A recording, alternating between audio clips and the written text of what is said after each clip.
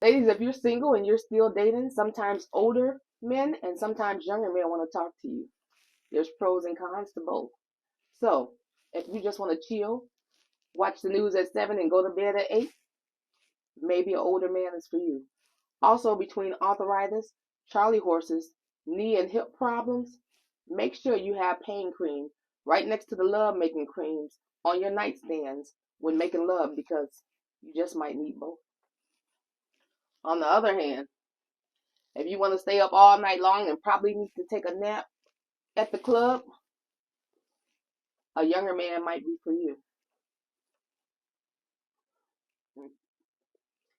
And just know this man is going to put you in some sex position, this young guy. This young man is going to put you in some sex positions you've never seen or heard of.